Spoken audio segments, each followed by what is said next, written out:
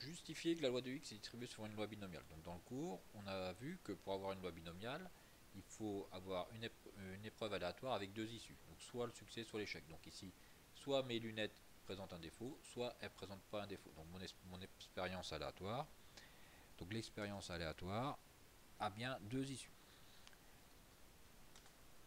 L'expérience aléatoire a deux issues.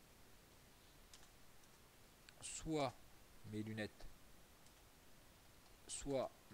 ont un défaut, soit pas de défaut.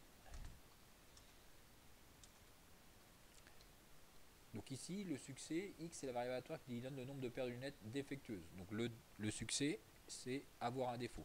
Donc la probabilité du succès, donc la probabilité d'avoir un défaut qui est notre succès, et dans cet exercice-là, donc ici, on voit 5%, donc de 0,05.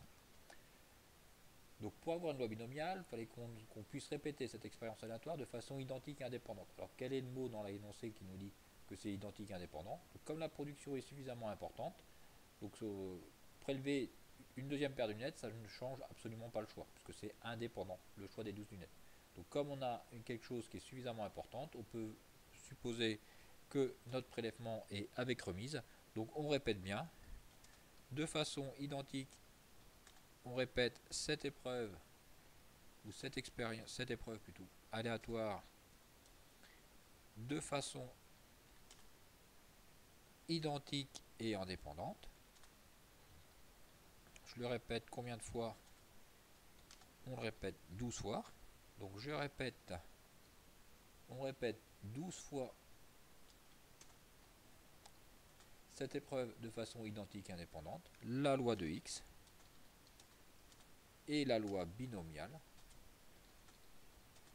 de paramètres, binomiale, donc de paramètres n, donc ici c'est le nombre de fois où j'ai répété, donc 12, et p, le succès, donc 0,05. Donc on va plutôt parler d'épreuve aléatoire.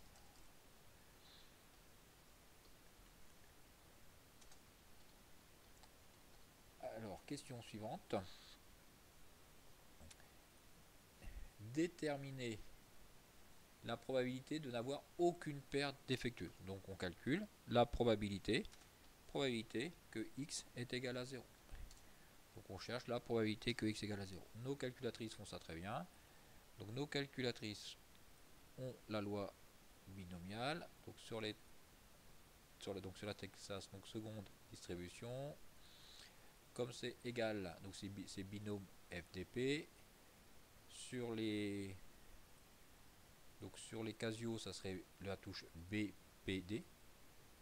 Donc ici, donc binôme FDP puisque c'est égal, nombre d'essais 12, probabilité du succès 0,05, la valeur de x, donc comme c'est x égale à 0, donc 0. Donc 0,54, donc 0,540 est égal à 0,540. Calculer l'espérance, donc on a vu dans le cours, on m'avait même dit que c'était très facile. L'espérance d'une loi binomiale, c'est n fois p, donc c'est un petit bout de cours à apprendre. Donc ça va être 12 fois 0,05.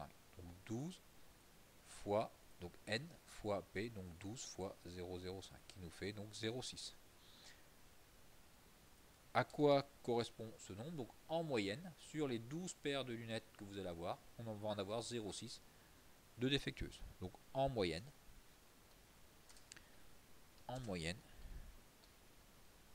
sur 12 paires de lunettes,